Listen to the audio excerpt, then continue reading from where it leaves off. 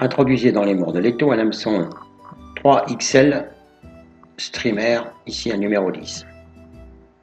Avec vos soins de montage, on va fixer les yeux du bobby, vous faites un petit secours et vous revenez vers l'œillet.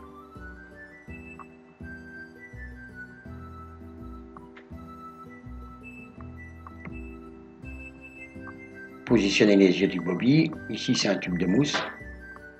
Alors naturellement, vous réglez la grosseur des yeux en fonction de la flottabilité que vous désirez. Ici pour un hameçon numéro 10, c'est quand même déjà lourd. Cette taille-là va très bien. Donc vous croisez au même nombre de tours sur vos yeux, une pointe de colle en dessous et en dessus, et vous consolidez un tout petit peu. Voilà. À chaque fois, vous faites le nombre de tours pareil.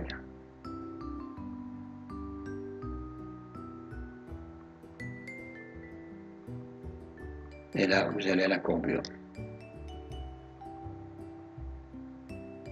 La courbure, vous fixez une pointe de bril, ultra flash ou bril, ou suivant les fabricants.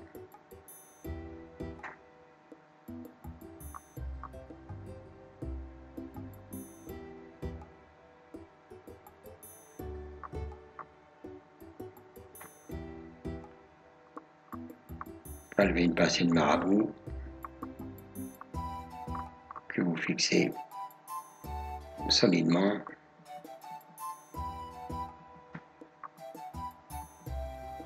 Voyez toujours un peu plus long parce qu'il faut quand même qu'on coupe les pointes qui sont fragiles.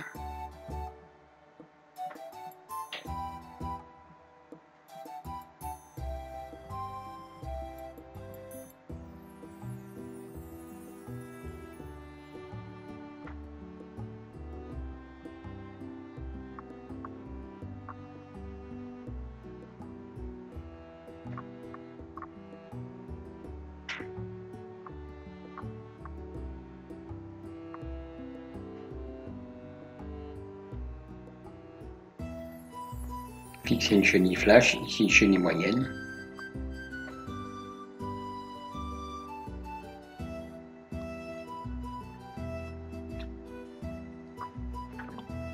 Allez vous placer à l'avant et formez votre corde.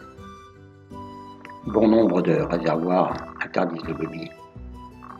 Lorsque vous relâchez, puisque vous pêchez avec une soie ultra plongeante, le bobby remonte et souvent la truite engamme profondément. C'est pour ça qu'il faut toujours l'animer de manière à ce que la truite puisse au moins le prendre sur le bord.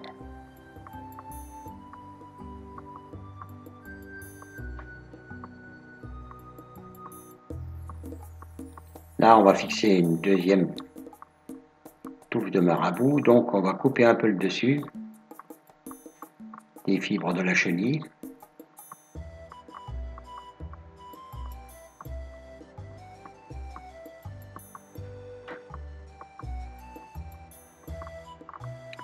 On positionne une nouvelle mèche.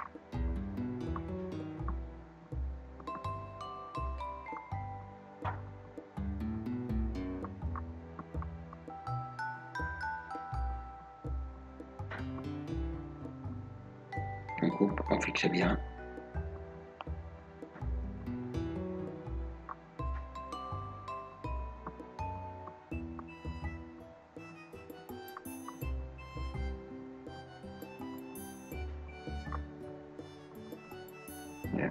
Voilà, on fait une nœud finale.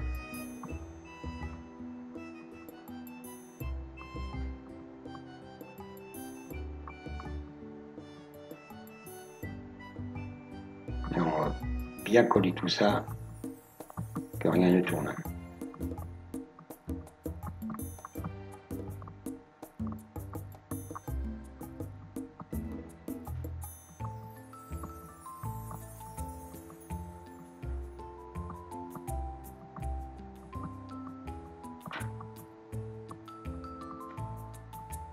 On va ajuster l'aile en arrachant les fibres avec les doigts, pas de ciseaux.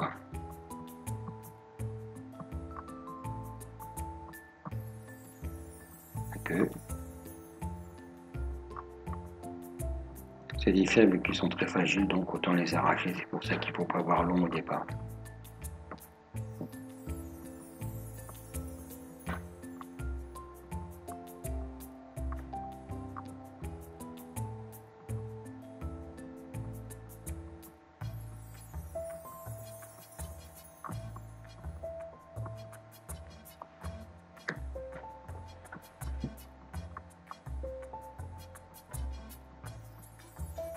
On ajuste aussi le braille. Voici donc un bobby. Donc ici sur un numéro 10 3XL. Et en voici un sur un numéro 10 standard, micro bobby.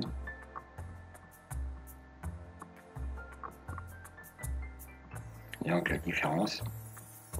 Voilà, à vos étaux et bon montage.